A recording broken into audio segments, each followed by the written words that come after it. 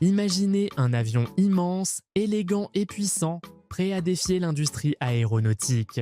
Des géants comme le Boeing 777 et l'Airbus A350 dominent le marché, mais la Russie a une réponse ambitieuse, l'IL-404M.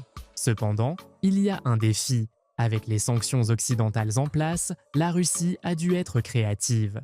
Le résultat est une merveille d'ingénierie locale, propulsée par des moteurs PS-90, conçus pour offrir performance, efficacité et fiabilité. Au cœur de ce projet se trouve Sergei Alexandrovski, PDG d'Aeroflot, qui suit de près si cet avion peut devenir un véritable game changer. Cet avion va-t-il permettre à l'aviation russe d'atteindre de nouveaux sommets ou restera-t-il juste une ambition? Voyons cela ensemble.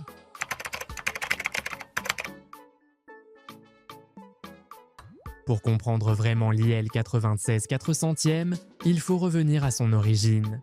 Tout a commencé dans les années 1970 avec l'IL-86, le premier avion à fuselage large de la Russie. À l'époque, ces avions représentaient une avancée majeure. Conçus pour les vols long courriers, ils avaient des caractéristiques très uniques. L'une des plus impressionnantes était la présence d'escaliers intégrés. Imaginez un avion transportant ses propres escaliers, parfait pour les aéroports éloignés sans infrastructures adaptées. Bien sûr, cela signifiait sacrifier un peu d'espace de fret, mais c'était un compromis nécessaire. À la fin des années 80 et au début des années 90, la Russie avait besoin d'un avion plus compétitif. C'est ainsi que naquit l'IL-96-300, qui n'était pas seulement une mise à jour du IL-86, mais qui était équipé de moteurs turbofan PS-90, un énorme progrès par rapport aux anciens moteurs soviétiques. Pour la première fois, un avion russe avait des moteurs capables de rivaliser avec les modèles occidentaux en termes d'efficacité énergétique et de performance. L'IL-96-300 était censé être le fleuron de l'aviation russe pour les vols nationaux et internationaux. Mais voici le problème, il n'a pas eu de succès commercial. Malgré ses améliorations, il avait une capacité de passagers limitée, ce qui le rendait moins attractif pour les compagnies aériennes qui voulaient plus de sièges, plus de fret et une meilleure rentabilité. C'est là qu'est née l'idée d'une version plus grande. Au début des années 2000, la Russie a introduit l'IL-96-400, une version allongée de l'IL-96-300, avec des améliorations en avionique, aérodynamique et système de bord. Ce modèle pouvait transporter plus de passagers et voler sur de plus longues distances. Sur le papier, cela semblait prometteur, mais il a encore eu des difficultés à s'imposer sur le marché international. Le secteur de l'aviation était déjà dominé par des géants comme Boeing et Airbus, et la plupart des compagnies aériennes privilégiaient des avions bimoteurs plus économes en carburant. L'IL-96-400, avec ses 4 moteurs, n'était pas une option rentable pour de nombreux acheteurs. Mais l'histoire ne s'arrête pas là. Récemment, avec les sanctions occidentales et la demande croissante de solutions nationales en Russie, le gouvernement a décidé de relancer le projet avec une version modernisée et plus efficace. L'IL-96-400. Ce nouveau modèle a été conçu pour répondre aux besoins actuels avec une plus grande autonomie, une meilleure efficacité énergétique et des systèmes améliorés. C'est la tentative la plus audacieuse de la Russie pour s'imposer dans le marché des avions à fuselage large. Le moteur est le cœur de tout avion, et pour l'IL-96-400M, ce cœur est le PS-90, développé par Aviat Vigatel. Sans un moteur puissant et fiable, un avion n'est qu'un énorme tube de métal incapable de voler. Lorsque le PS-90A a été lancé à la fin des années 90, il représentait une révolution pour l'aviation russe. C'était le premier moteur russe capable de rivaliser avec des moteurs occidentaux comme le Rolls-Royce RB211 ou le Pratt & Whitney PW4000. Il était plus silencieux, plus économe en carburant et conforme aux normes internationales en matière de bruit et d'émissions. Cependant, malgré cette avancée, le PS-90 n'était pas encore assez efficace pour rivaliser pleinement avec les moteurs occidentaux. Les compagnies aériennes cherchèrent des moteurs encore plus économes en carburant pour réduire leurs coûts d'exploitation. C'est ce qui a conduit au développement de versions améliorées comme le PS-90A2 qui intégrait des matériaux plus avancés, réduisait la consommation de carburant de 10% et baissait les coûts de maintenance. Dans l'aviation, Même une économie de carburant de 1% peut représenter des millions de dollars d'économie, alors une amélioration de 10% est un atout majeur. Aujourd'hui, les ingénieurs russes travaillent sur un projet encore plus ambitieux. Le PD-35, un moteur de nouvelle génération conçu pour équiper les avions du futur, y compris une possible version bimoteur de l'IL-96. Avec 76 000 livres de poussée, le PD-35 vise à rivaliser avec les moteurs les plus avancés du marché, comme le GE9X, qui équipe actuellement le Boeing 770. L'objectif est d'améliorer l'efficacité énergétique, réduire les émissions et diminuer les coûts de maintenance. Mais voici le défi, la Russie peut-elle développer ses moteurs sans pièces étrangères?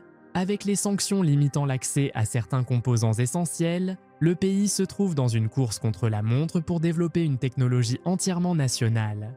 Si la Russie réussit, elle ne se contentera pas d'un moteur performant pour ses propres avions, mais pourrait aussi en faire un produit d'exportation très attractif. Mais l'IL-96-400M, ce n'est pas que des moteurs. Son design et sa technologie jouent un rôle clé dans son potentiel succès.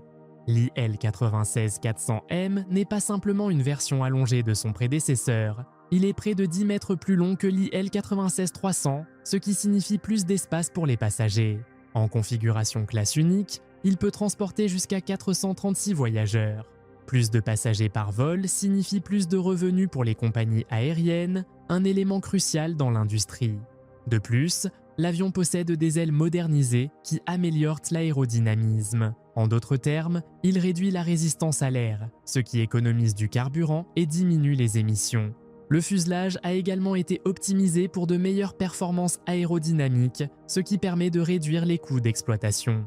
En ce qui concerne la technologie, l'IL-96-400M est équipé d'une avionique de pointe qui permet aux pilotes de mieux gérer l'avion et de voler plus efficacement.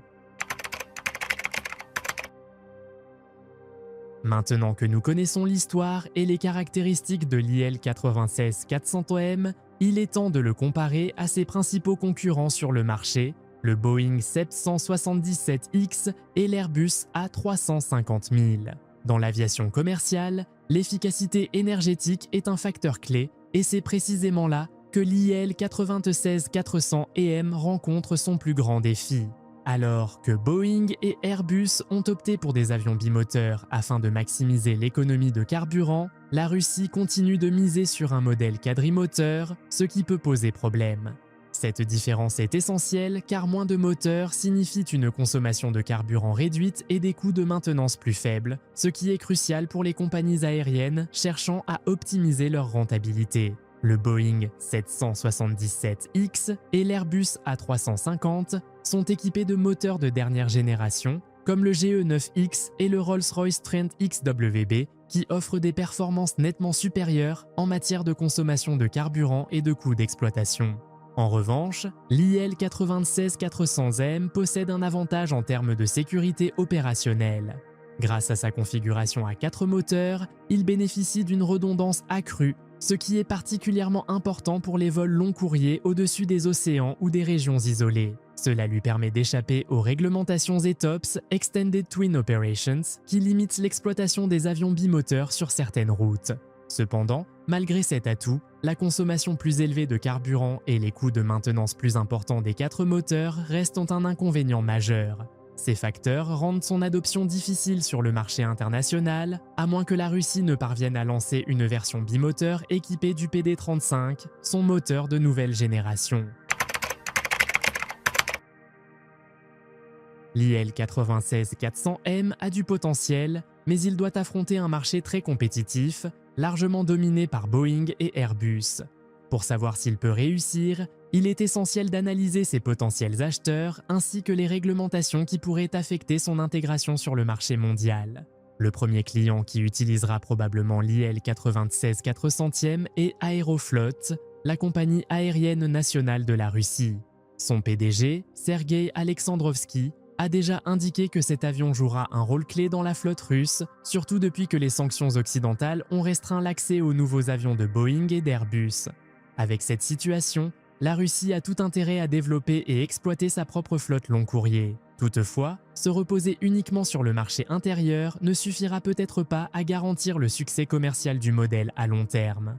En dehors de la Russie, l'IL 96-400 pourrait attirer certains acheteurs, notamment dans les pays où les restrictions d'importation compliquent l'achat d'avions occidentaux. L'Iran, par exemple, a été touché par des sanctions limitant l'accès aux avions de Boeing et d'Airbus, ce qui en fait un candidat sérieux pour l'IL 96-400EM. Dans certaines régions d'Afrique et d'Asie, des compagnies aériennes d'État pourraient voir dans cet avion une solution intéressante en raison de sa capacité long courrier et de ses coûts d'acquisition potentiellement plus bas par rapport aux modèles occidentaux. De plus, l'IL 96-400M pourrait être utilisé dans des missions gouvernementales et militaires, où la consommation de carburant est moins préoccupante. Son design permet des configurations adaptées au transport VIP, au fret ou aux opérations stratégiques. Cependant, le principal obstacle pour l'IL 96-400e reste la certification internationale. Sans validation par des agences comme la FAA, Federal Aviation Administration, aux États-Unis, ou l'EASA, European Union Aviation Safety Agency, en Europe, son accès au marché mondial serait extrêmement limité. Dépasser ces obstacles réglementaires exigera beaucoup de travail en matière de certification, d'innovation et de diplomatie commerciale. En plus de cela, rivaliser avec les géants occidentaux ne se limite pas à offrir des performances comparables. Il faut aussi proposer des prix attractifs et des solutions de financement avantageuses pour convaincre les compagnies aériennes d'adopter un modèle qui n'a pas encore fait ses preuves à l'international.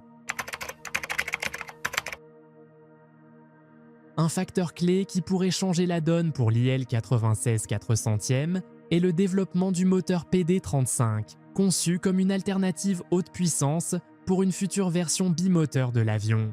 Actuellement, l'IL 96-400M utilise 4 moteurs PS90 qui, bien que fiables, ne sont pas aussi performants que les moteurs modernes occidentaux. Le PD-35, quant à lui, a été conçu pour fournir 76 000 livres de poussée, ce qui le mettrait au même niveau que le GE9X de General Electric ou le Rolls-Royce Trent XWB. Ce moteur de nouvelle génération vise à réduire la consommation de carburant, un élément essentiel pour la rentabilité de n'importe quel avion long courrier. Si le PD-35 tient ses promesses, il pourrait réduire l'écart de performance avec Boeing et Airbus, rendant un IL-96 bimoteur bien plus compétitif sur le marché mondial. Un autre aspect crucial du PD-35 est son importance stratégique pour l'industrie aéronautique russe. Avec les sanctions occidentales limitant l'accès aux composants étrangers, la capacité de la Russie à développer un moteur entièrement national est plus essentielle que jamais. Si la Russie parvient à produire le PD-35 sans dépendre de fournisseurs étrangers, elle ne se contentera pas de garantir l'avenir de l'IL 96-400, mais pourrait aussi s'imposer comme un acteur clé dans le secteur des moteurs aéronautiques. Cependant, développer un moteur de cette envergure est un défi considérable. L'objectif est d'avoir le PD-35 prêt d'ici 2025, mais respecter ce calendrier nécessitera de surmonter des défis techniques majeurs et des processus de certification longs et complexes. Si la Russie réussit et qu'une version bimoteur de l'IL 96-400M voit le jour, l'avion pourrait finalement s'imposer comme une option compétitive dans le segment des avions à fuselage large. Cela pourrait séduire les compagnies aériennes nationales de certains pays émergents cherchant des alternatives aux fabricants occidentaux. L'IL 96-400M représente bien plus qu'un simple avion. Il incarne l'ambition de la Russie de retrouver une place dans l'industrie aéronautique mondiale. Son développement repose sur la résilience, l'innovation et la volonté d'indépendance technologique dans un contexte mondial de plus en plus complexe. Depuis ses débuts avec l'IL 86 jusqu'à l'évolution du IL 96-400e, l'aviation russe a fait des efforts pour réduire l'écart avec les standards occidentaux en matière de conception, d'efficacité et de technologie. Pourtant, sa configuration à 4 moteurs reste un atout et un inconvénient à la fois. Elle apporte plus de sécurité pour les vols long courriers, mais augmente également les coûts d'exploitation par rapport aux avions bimoteurs modernes de Boeing et Airbus. L'avenir de l'IL 96-400e dépendra largement du succès du PD-35. Si ce moteur parvient à offrir de meilleures performances et une consommation réduite, Une version bimoteur de l'IL-96 pourrait enfin devenir une alternative crédible aux modèles occidentaux. Si ce projet échoue, l'IL-96-400 restera probablement un avion limité au marché russe et à quelques pays spécifiques. Seul l'avenir dira si cet avion deviendra un véritable concurrent sur le marché international ou s'il restera un symbole technologique réservé au ciel russe. Ce qui est certain, c'est que l'IL-96-400e marque un chapitre important dans l'histoire de l'aviation russe et son évolution définira le rôle de la Russie dans l'aviation commerciale de demain.